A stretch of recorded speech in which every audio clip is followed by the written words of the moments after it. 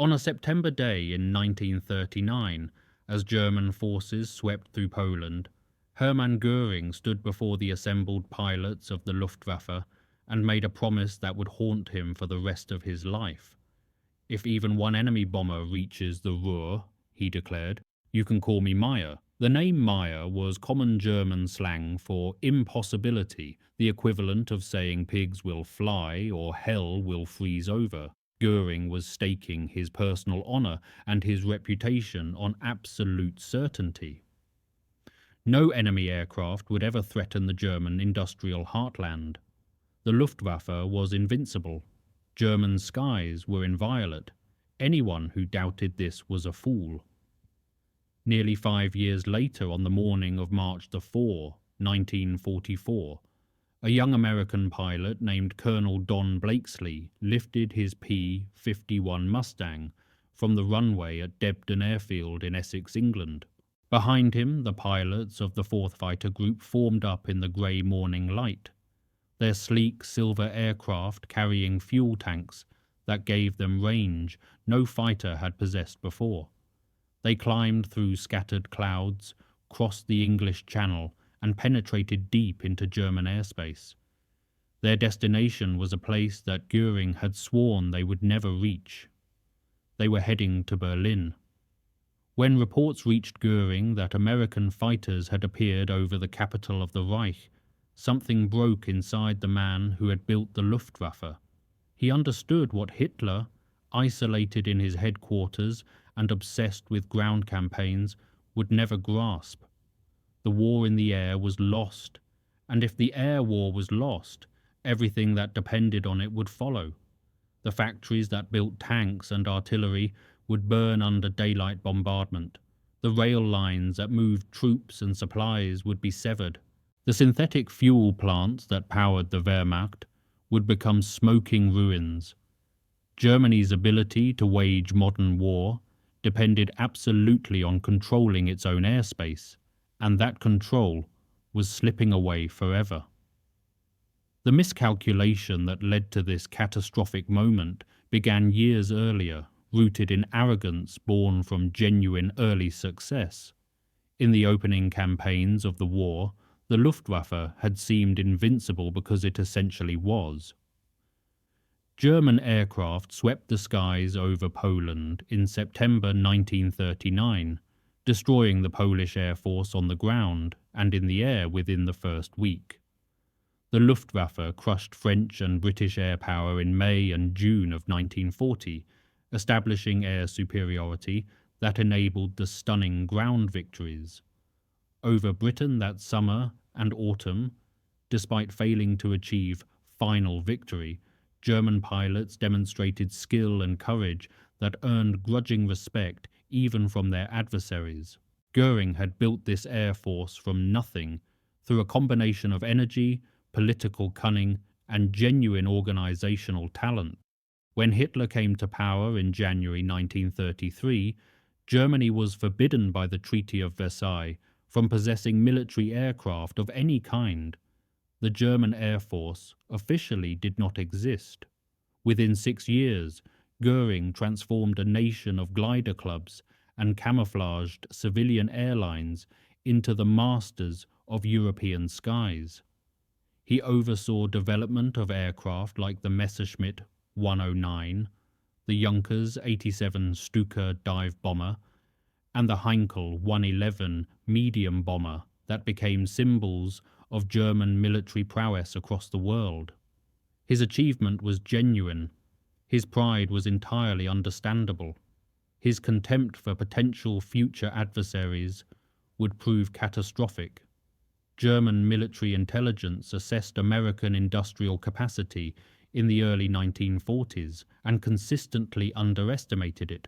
The reports that reached Göring and the German High Command portrayed America as an industrial giant with feet of clay, capable of producing consumer goods in vast quantities, but lacking the precision manufacturing capability and trained workforce needed for modern weapons production. When President Franklin Roosevelt announced in May 1940 that America would produce 50,000 aircraft per year, Göring and his staff dismissed the claim as propaganda designed to intimidate. The dismissal seemed reasonable based on available evidence.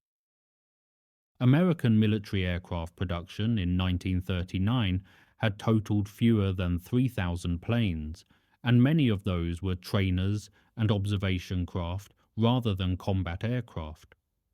The idea that production could increase by a factor of nearly 20 within a few years seemed to defy industrial reality. It took years to build factories, train workers, develop supply chains, and refine production methods. No nation had ever achieved such rapid military industrialization. The Americans were bluffing. Göring had particular scorn for American aviation and American aviators. His pilots flew the Messerschmitt 109 and the Focke-Wulf 190, aircraft designed by brilliant engineers and refined through years of combat experience against capable adversaries in Spain, Poland, France, and Britain. German fighter tactics had been developed against opponents who fought back skillfully. American fighters were largely untested curiosities designed by engineers who had never seen aerial combat. Their pilots were green civilians who had learned to fly at country airfields and barnstormer shows. The idea that these machines and men could ever threaten the Reich seemed laughable to anyone who understood modern air warfare. The German High Command calculated that even if American bombers somehow managed to reach Germany in significant numbers, they would be slaughtered by the Luftwaffe's experienced defenders. German fighter pilots had developed devastating tactics against bomber formations through hard experience over Britain and the Mediterranean. Head-on attacks at closing speeds exceeding 600 miles per hour gave bomber gunners only 2 or 3 seconds to track, aim, and fire before the fighters flashed through the formation and were gone. German aircraft equipped with 20mm cannon, 30mm cannon, and air-to-air rockets could open fire from distances beyond the effective range of the 50 caliber machine guns that American bombers carried for defense. Without fighter escort to break up these attacks, bombers were vulnerable prey, and escort appeared to be physically impossible according to the iron laws of aeronautics. The mathematics of aviation fuel consumption created strict limits on fighter range. A fighter aircraft burned fuel at high rates during combat maneuvering. The further a fighter flew from its base, the less time it could spend in combat before its fuel state forced it to turn back or crash.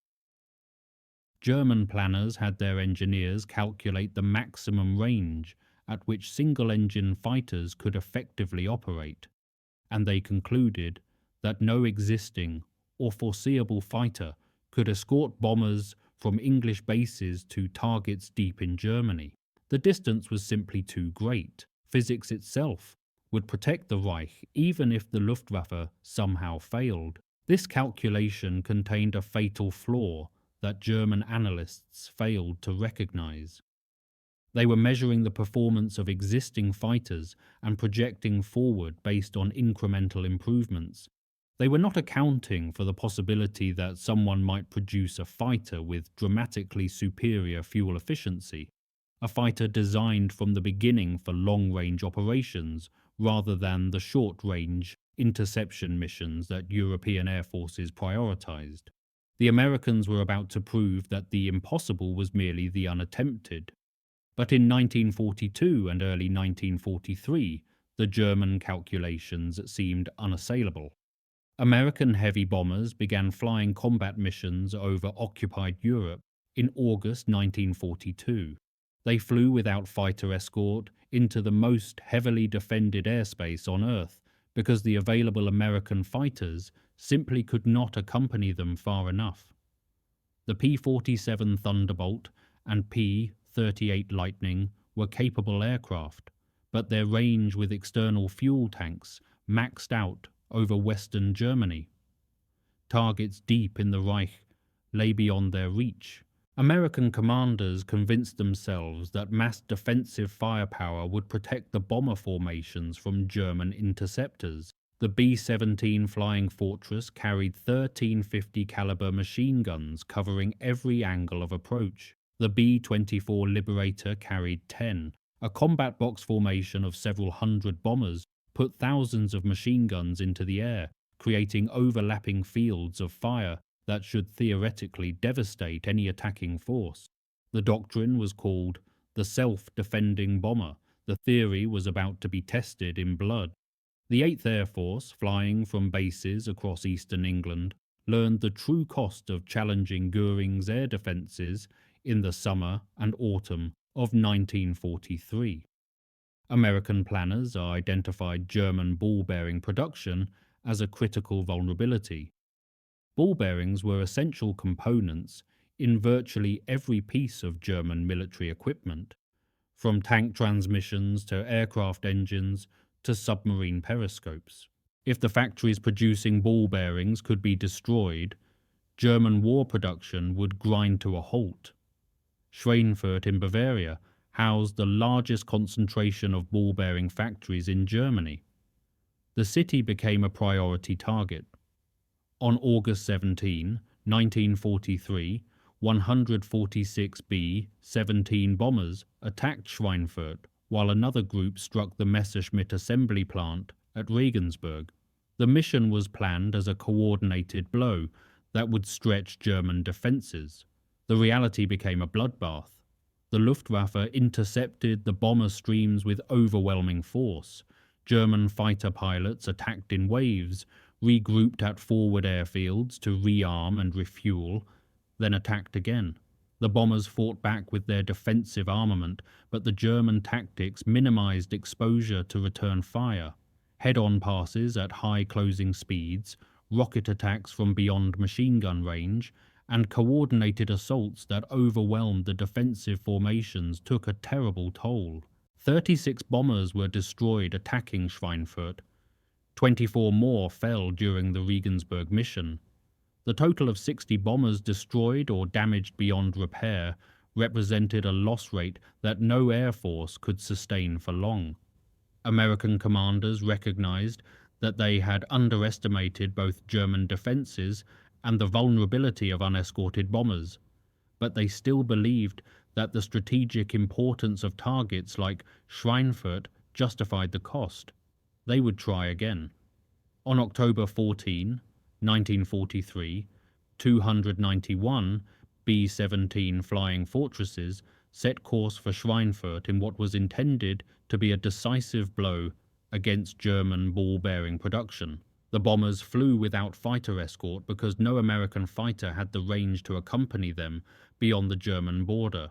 The P-47 Thunderbolts that took off with them would have to turn back before the bombers reached their target. The Luftwaffe was waiting in force. German controllers had tracked the bomber stream from the moment it crossed the coast of occupied Holland. Fighter units scrambled from airfields across Western Germany, the Netherlands and Belgium. They hit the formations with coordinated attacks that continued for hours, waves of fighters striking from multiple angles, regrouping at forward bases to refuel and rearm, then returning to attack again and again. The carnage that resulted shocked even hardened combat veterans. 60 B-17 bombers fell from the sky over Germany, crashed into the cold North Sea, or limped to crash landings in England with dead and dying crewmen aboard.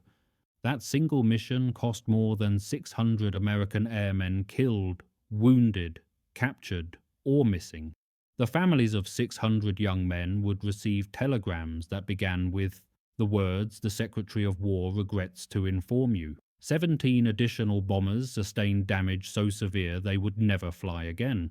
Another 121 aircraft returned with battle damage requiring extensive repair. The loss rate exceeded 20%. No air force in history had sustained such casualties on a single strategic mission and continued offensive operations. If such losses continued, the 8th Air Force would destroy itself attacking Germany within a matter of weeks. The American press called it Black Thursday. Editorial writers questioned whether daylight precision bombing was a viable strategy. Commanders in England debated whether to continue deep penetration missions at all or whether to switch to night bombing, which the British Royal Air Force had adopted after suffering similar losses in 1940 and 41. Night bombing meant reduced accuracy and more civilian casualties, but it also meant more bombers surviving to attack again. The self-defending bomber doctrine had failed disastrously. The B-17's defensive armament, for all its impressive firepower, could not protect formations from skilled attackers who had learned to exploit its limitations. Without long-range escort fighters capable of engaging the Luftwaffe before and during attacks on the bomber stream, the strategic air campaign against Germany faced extinction. Göring watched these developments with grim satisfaction that probably masked underlying concern. His predictions were being validated in burning aircraft and dead American airmen. German pilots were bleeding the enemy bomber force at rates that exceeded every pre-war projection. Let Roosevelt build his 50,000 aircraft. German fighters would shoot them down faster than American factories could replace them. The Reich was safe behind the shield of the Luftwaffe, but Göring was watching the wrong numbers. He was measuring success by bombers destroyed while failing to account for the industrial transformation happening 3,000 miles across the Atlantic Ocean. He was counting American losses while ignoring American production, and he was about to be blindsided by an aircraft that German intelligence had dismissed as irrelevant. 6,000 miles from the burning skies over Schweinfurt, engineers were solving the problem that Göring believed was unsolvable. The solution had begun 18 months earlier with a routine test flight that would reshape the entire air war. On April 30, 1942, a British test pilot named Ronald Harker climbed into the cockpit of a North American Mustang at the Royal Air Force Base at Duxford in Cambridgeshire. The aircraft was an oddity in the RAF inventory, one that seemed destined for minor roles. Designed and built in America for British purchase, the Mustang used an Allison V1710 engine that performed beautifully at low altitude but suffered from a design limitation that crippled its high-altitude capability. Above 15,000 feet, where strategic bombers operated and where decisive fighter combat occurred, the Allison engine gasped for air and lost power rapidly.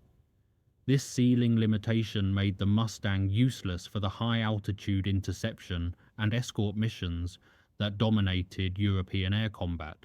The RAF relegated the aircraft to ground attack and tactical reconnaissance, missions that kept it skimming below the altitude where its engine became inadequate. The Mustang was fast and maneuverable at low altitude, pleasant to fly, and effective at shooting up trains and trucks. But it was not a strategic weapon, or so everyone assumed. Harker, who served as liaison between the Royal Air Force and Rolls Royce, spent 30 minutes evaluating the Mustang in flight that April afternoon. He noted its exceptional speed at low altitude, faster than any other fighter the RAF possessed. He felt its remarkable handling characteristics, the responsiveness of the controls, the stability in maneuvers. Most importantly, he recognized the exceptional aerodynamic efficiency of the aircraft's laminar flow wing design developed by North American aviation engineer Ed Hawkey.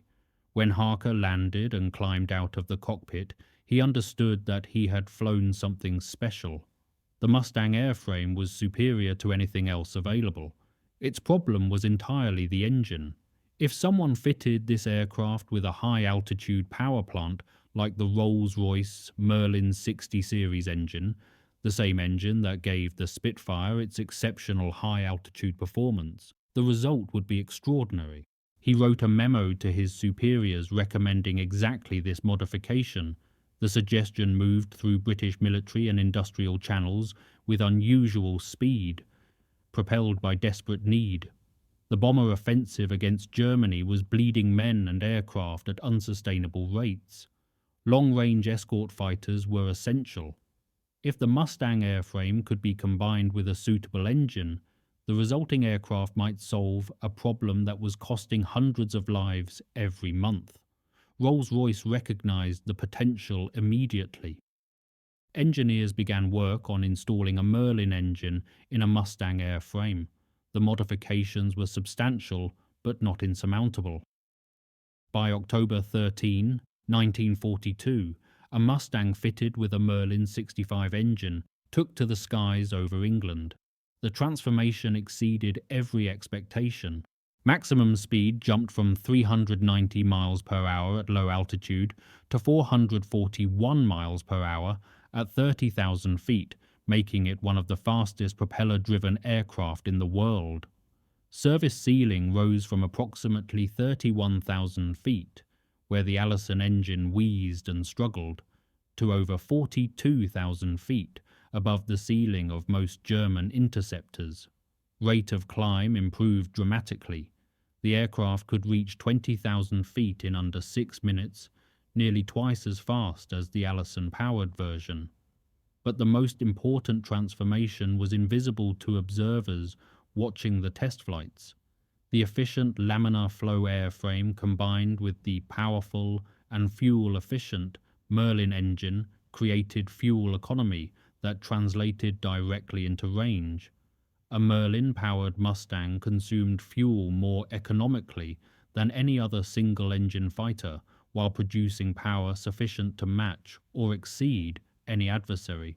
With two 108-gallon external drop tanks fitted under the wings, the new Mustang could fly approximately 750 miles from base, engage in combat at full power, and return. That distance was enough to escort bombers from England to Berlin and back. American production of the new fighter accelerated with characteristic industrial velocity. North American Aviation converted its Inglewood, California factory to produce Merlin-powered Mustangs, designated P-51B. The first American-built example rolled out and flew on November 30, 1942 at Mines Field, the facility that would later become Los Angeles International Airport. The test pilot, Bob Chilton, reported performance that matched or exceeded British results. The Army Air Forces had already ordered 400 of the new fighters in August 1942, before any Merlin Mustang had flown, gambling that the combination would work as preliminary calculations suggested. The gamble paid off spectacularly.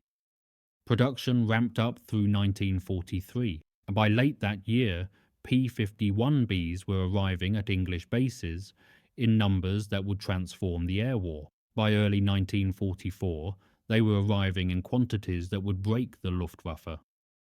Colonel Don Blakeslee commanded the 4th Fighter Group, an elite unit with origins unlike any other in the American military. Many of his pilots had volunteered to fight for Britain before America entered the war, crossing the border into Canada to enlist in the Royal Canadian Air Force, or travelling to England to join the Royal Air Force directly. These men formed the RAF Eagle squadrons, American volunteers flying Spitfires and Hurricanes against the Luftwaffe, while their own country remained technically neutral. After Pearl Harbor, these experienced combat pilots transferred to American service, bringing skills and knowledge that most American aviators lacked. They had fought Germans. They had watched friends die. They understood the realities of aerial combat in ways that no training program could replicate. Blakeslee himself had flown combat missions since 1941 and had accumulated more hours over hostile territory than any other American fighter pilot in the European theatre. Blakeslee understood what the P-51 Mustang meant before most of his superiors grasped the full implications.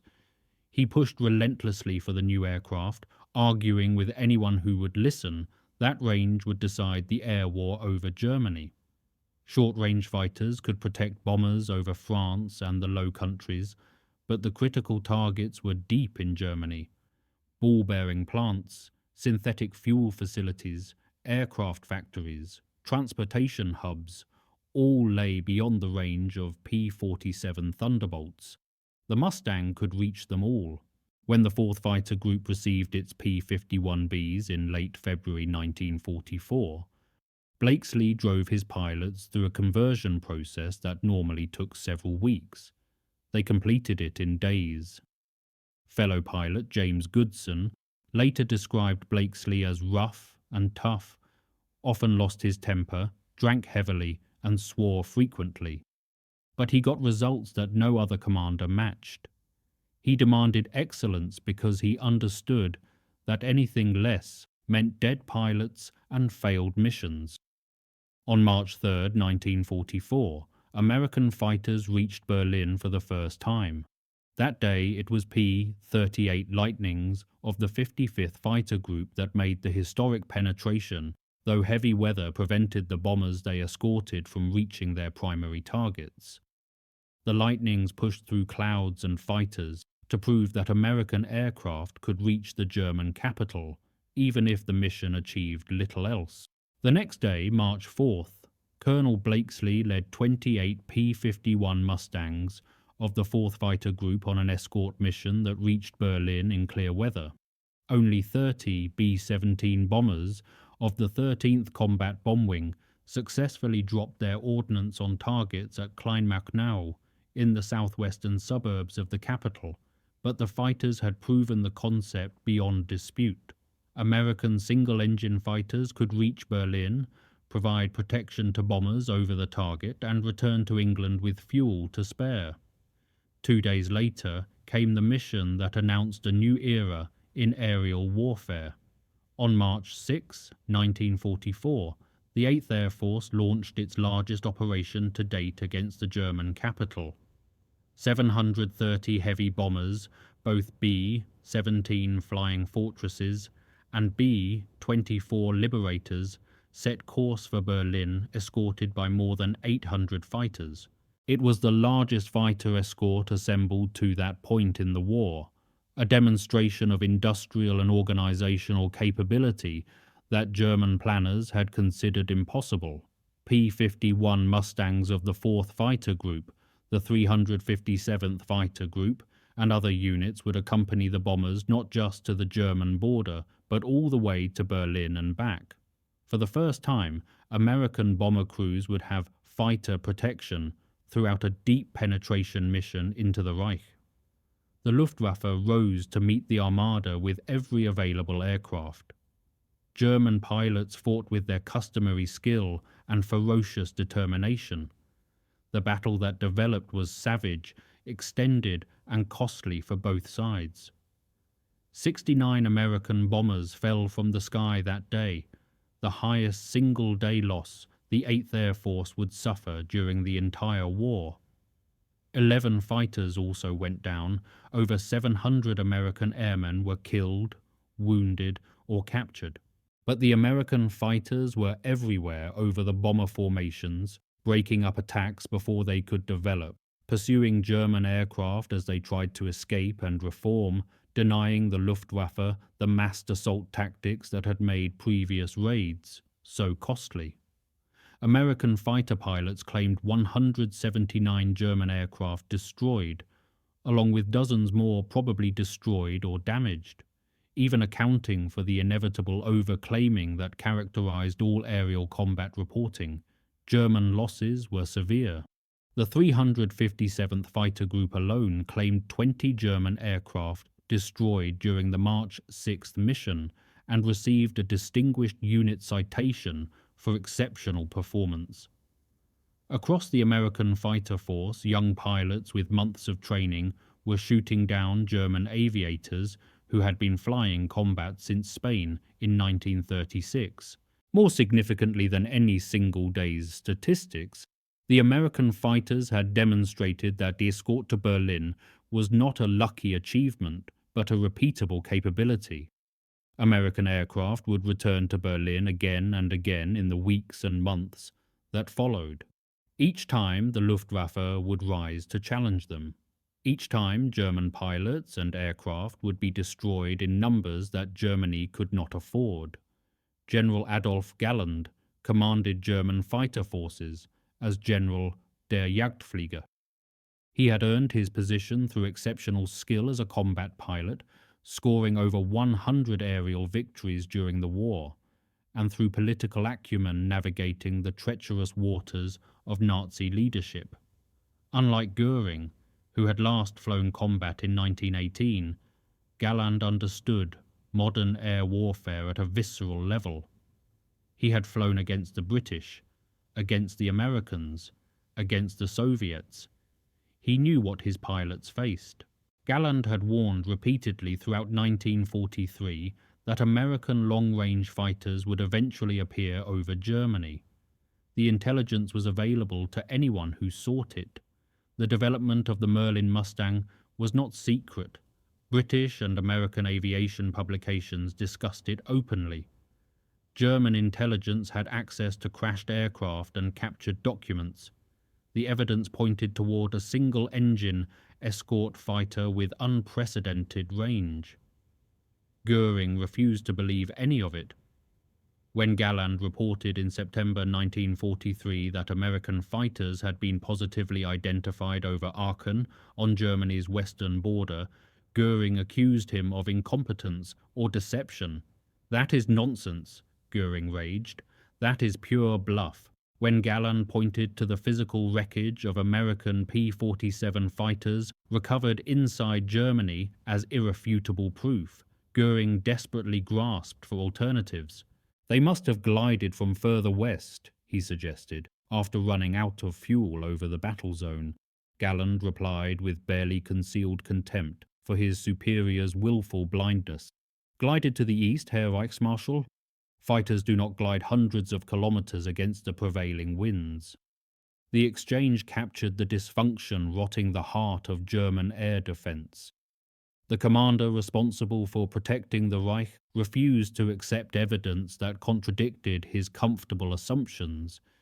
He preferred delusion to truth, because truth required admitting that his promises had been wrong, his judgments faulty, his certainties misplaced. By the time reality became undeniable, the opportunity for effective response had largely passed. Göring later acknowledged what he had refused to accept in 1944, but only after Germany lay in ruins and he faced interrogation by his former enemies. When American long-range fighters were able to escort the bombers as far as Hanover, he told General Karl Spaatz, "It was not long before they got to Berlin. We then knew we must develop the jet planes." The admission was remarkable for what it revealed about Göring's thinking. By the time American fighters reached Berlin in March 1944, he understood that conventional propeller-driven aircraft could no longer save Germany from the bomber offensive. Only revolutionary jet technology offered any hope. But developing and deploying jets on a meaningful scale would require time that Germany no longer possessed. The Messerschmitt Me 262 represented both the promise and the tragedy of German aviation technology in the final years of the war. It was the world's first operational jet fighter, a revolutionary aircraft that pointed toward the future of military aviation. Its twin Junkers, Jumo 004 turbojet engines propelled it to speeds approaching 540 miles per hour, nearly 100 miles per hour faster than any propeller-driven aircraft in the sky. Against the bomber streams, it should have been devastating. Galland flew an Me 262 in May 1943 and experienced something unlike anything in his years of combat flying. It felt, he reported, as though angels were pushing. The acceleration, the speed, the sensation of effortless power made every propeller aircraft seem antiquated by comparison. He believed that a single jet could substitute for 3 or more conventional fighters against the American bomber formations. Hitler's notorious insistence that the Me 262 be deployed as a fast bomber rather than an interceptor delayed its introduction as a fighter weapon. The decision reflected Hitler's offensive mindset and his failure to grasp that Germany faced an existential defensive crisis in the air. But even without Hitler's interference, the jet would have arrived too late and in too few numbers to change the outcome.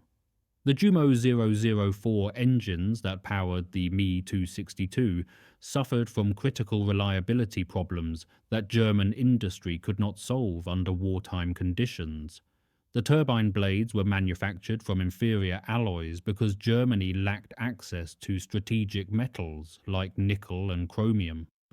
These substitute materials could not withstand the heat and stress of jet operation. The engines lasted only 10 to 25 hours before requiring complete overhaul or replacement. Blades failed without warning. Fuel system problems caused flameouts. The revolutionary technology was simply not ready for mass deployment, regardless of how it was employed tactically. Approximately 1,400 Me-262s were manufactured before Germany surrendered. Only about 300 ever entered operational combat service, with fewer than 100 available on any given day. German pilots flying these jets claimed over 500 Allied aircraft destroyed, an impressive tally that demonstrated the jet's potential. But the numbers came too late, and in quantities too small to affect the outcome of the air war. By the time jets appeared in meaningful strength, the Luftwaffe was dying from a wound that no aircraft, however technologically advanced, could heal. That wound was the loss of experienced pilots. German fighter pilot casualties in 1943 reached 2,967 killed, wounded, captured, or missing in action. That figure needs context to understand its catastrophic implications. The average monthly roster of fully operational fighter pilots during 1943 was only 2,105. Simple division reveals the approaching disaster. The Luftwaffe was losing 141% of its fighter pilot strength every year. The force was consuming its own aviators faster than any training program could replace them. Each experienced pilot who died took with him years of accumulated skill that could not be taught in classrooms. Flight leaders who had flown since Spain in 1936 and Poland in 1939 possessed institutional knowledge that transformed raw pilots into effective combat aviators. When these veterans died, their squadrons lost mentors and teachers whose expertise was irreplaceable. The situation deteriorated catastrophically in 1944. Operation Argument, which American airmen called Big Week, ran from February 20 to February 25. American bombers from the 8th Air Force in England and the 15th Air Force in Italy, supported by Royal Air Force night raids, flew over 3,000 sorties against German aircraft factories, assembly plants, and component manufacturers. The operational goal was twofold: destroy German aircraft production capacity and force the Luftwaffe into decisive combat where American fighters could kill it. American losses during Big Week were significant. Approximately 226 bombers and 28 fighters were shot down. Over 2,000 American airmen were killed or captured. But German losses proved more devastating because Germany could not replace them. Between 250 and 350 German fighters were destroyed or damaged beyond repair during those 6 days. More critically, over 100 experienced pilots died fighting the American formations. These were men who could not be replaced by any acceleration of training programs. By spring 1944, German day fighter units were losing between 20 and 25% of their pilots every month. The mathematics of attrition were merciless and inescapable. A pilot who survived his first combat mission faced roughly a 1 in 4 chance of surviving the month. Squadron commanders and flight leaders who had been flying since the war's beginning were being killed in engagements against American pilots who had been civilians 12 months earlier. The experience gap that had once favored Germany was reversing. American training programs operated on industrial principles fundamentally different from German methods. Flight schools across the United States processed tens of thousands of cadets simultaneously through standardized curricula. Instructors flew multiple training sorties every day, accumulating teaching experience that constantly improved the quality of instruction.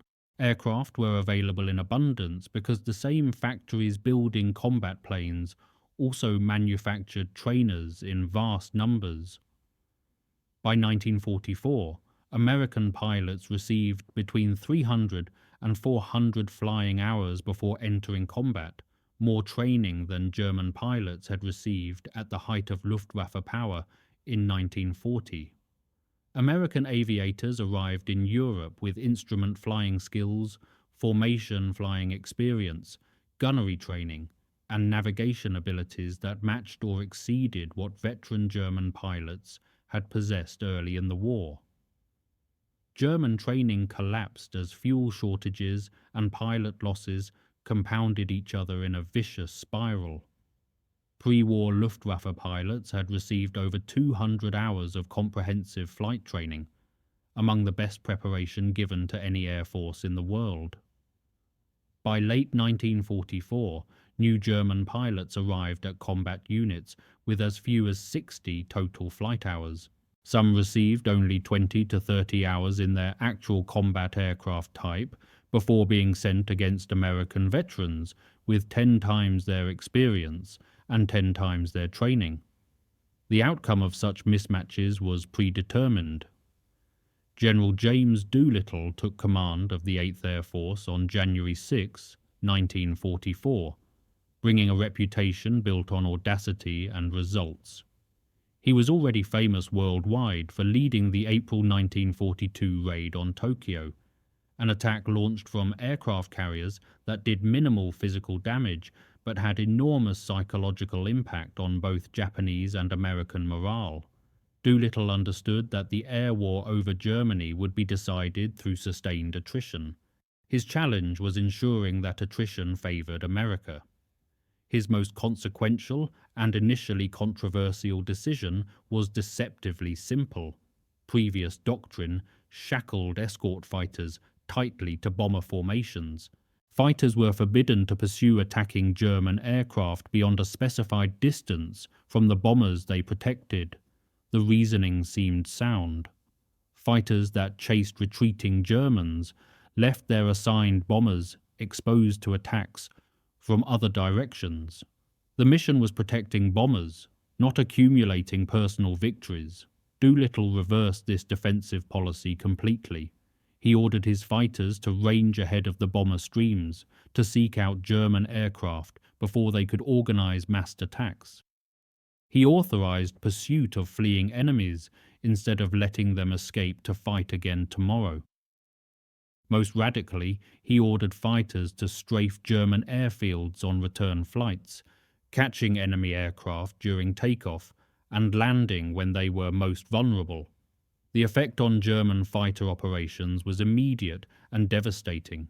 Luftwaffe pilots who had developed sophisticated tactics for attacking bomber formations now found themselves under attack before they could reach the bombers.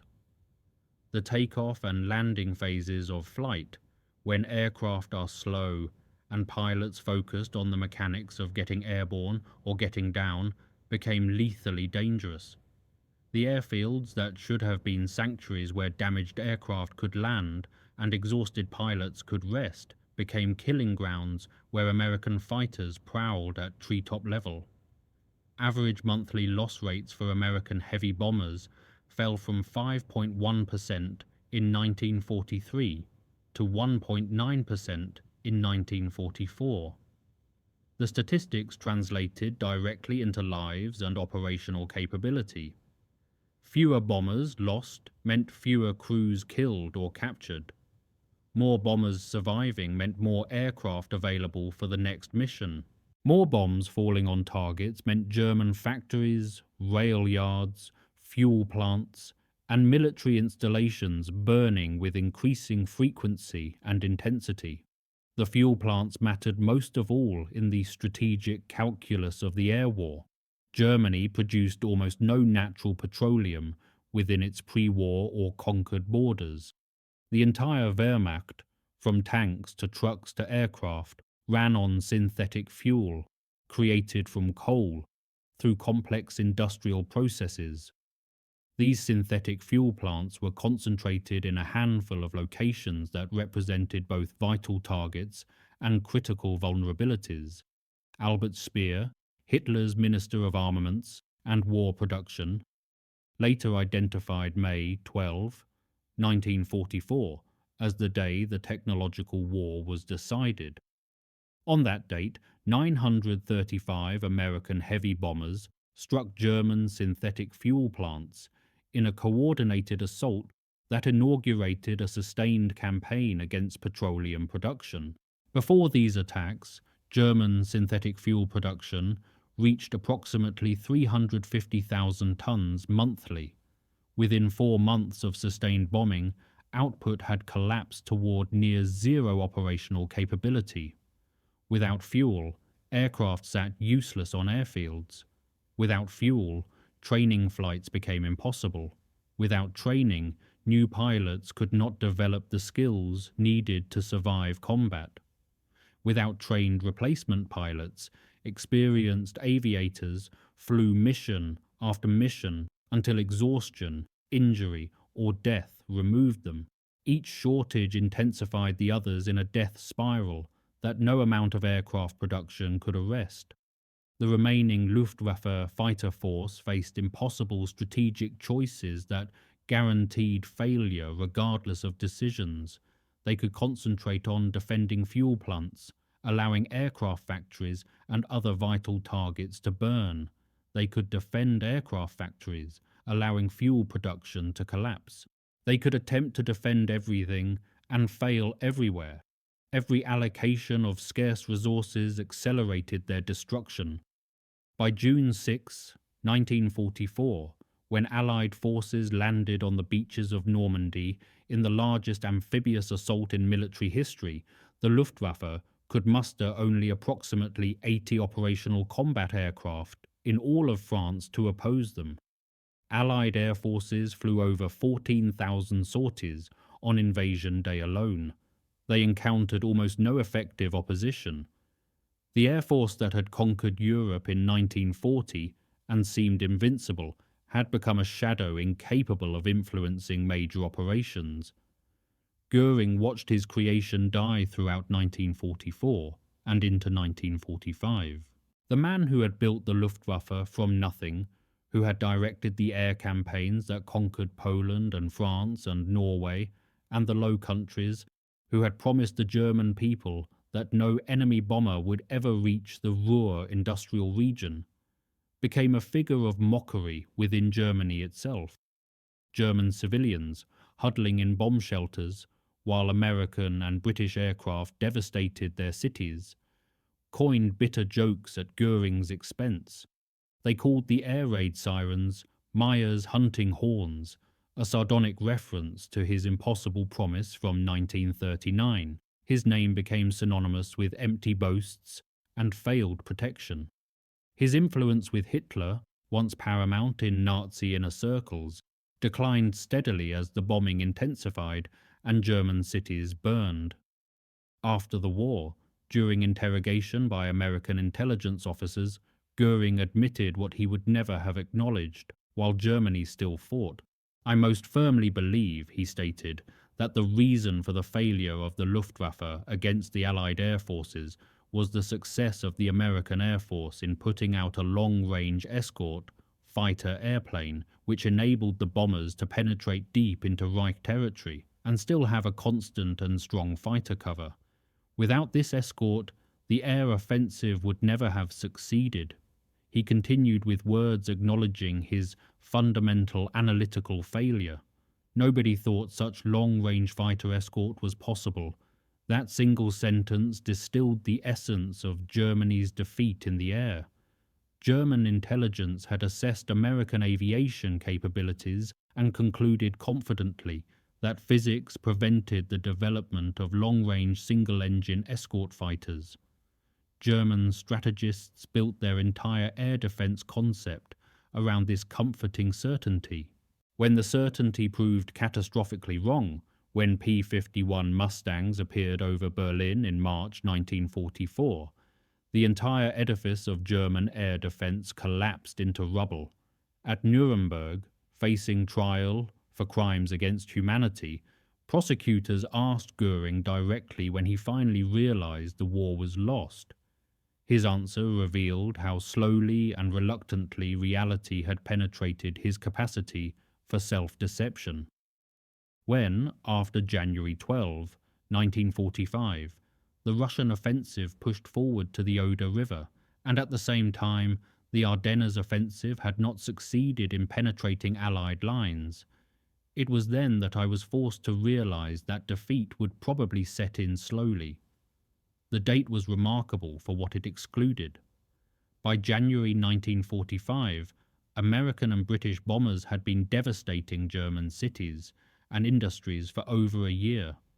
The Luftwaffe had effectively ceased to exist as a meaningful fighting force. Fuel production had collapsed to negligible levels.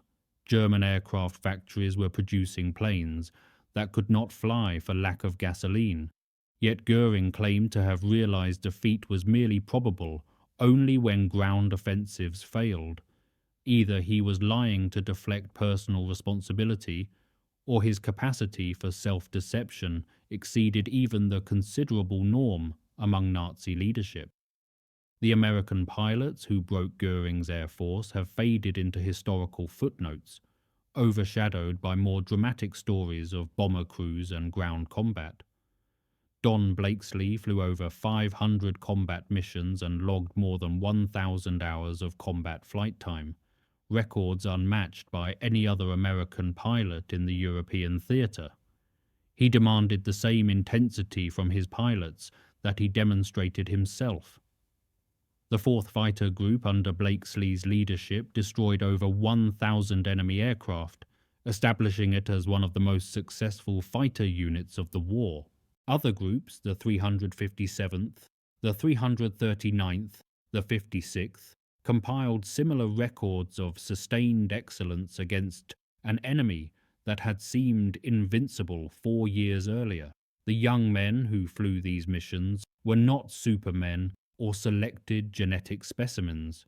They were ordinary Americans, farmers' sons and factory workers, college students and clerks, who learned extraordinary skills under extraordinary pressure. They faced opponents who had been flying combat since the Spanish Civil War.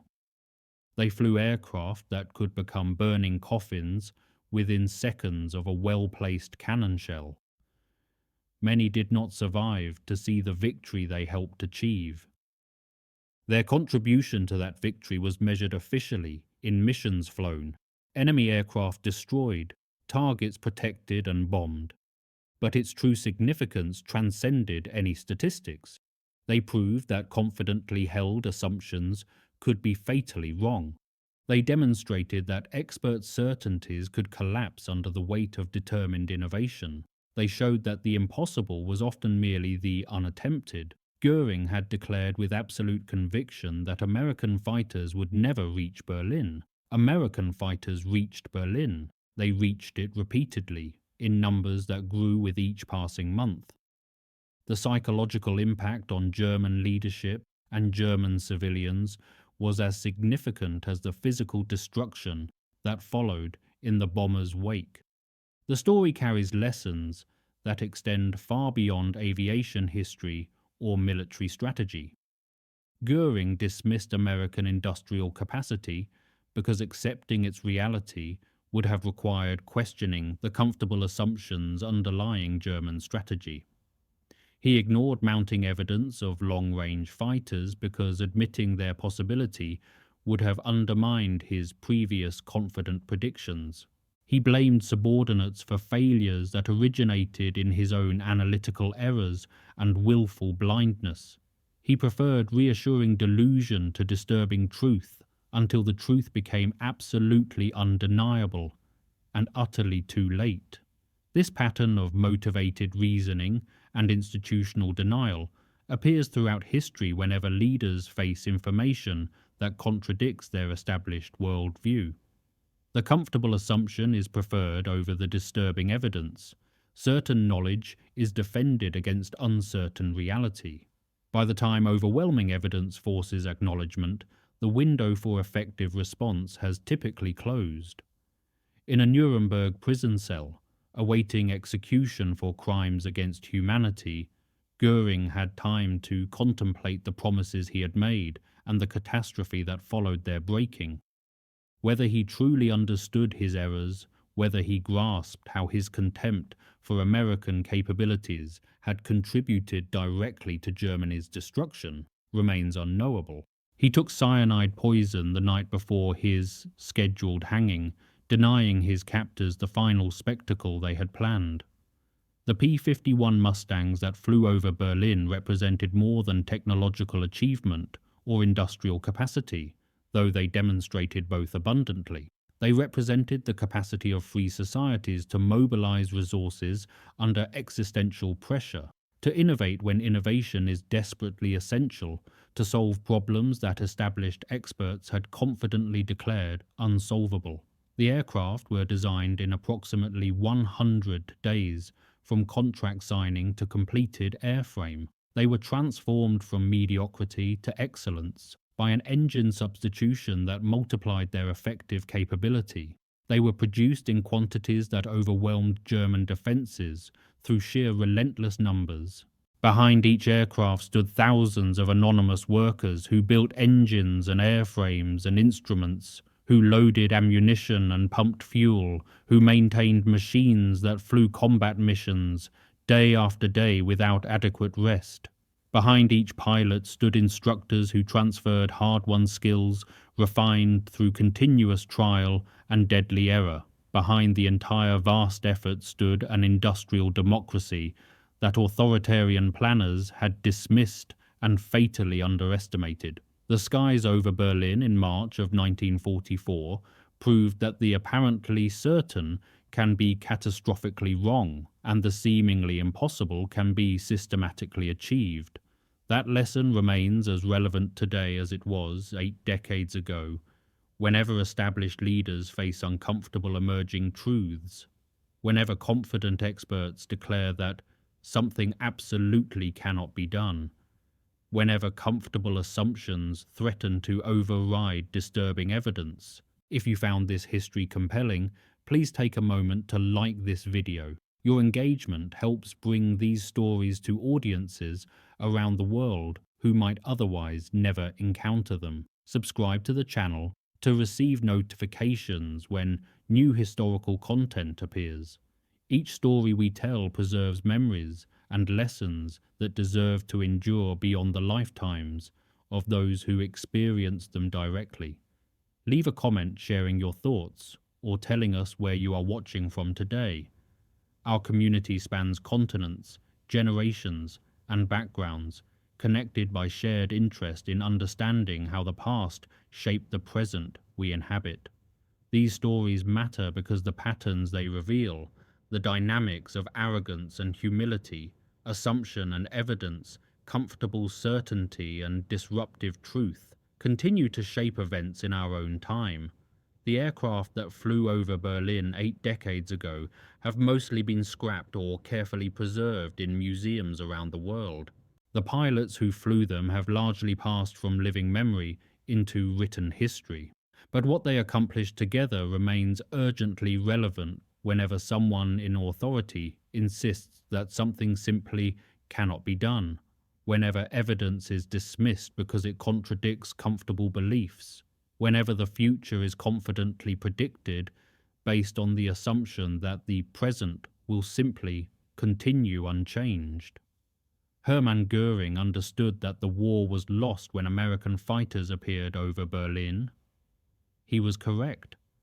The vital question for every generation is whether its leaders can recognize such transformative moments before catastrophe makes them impossible to deny.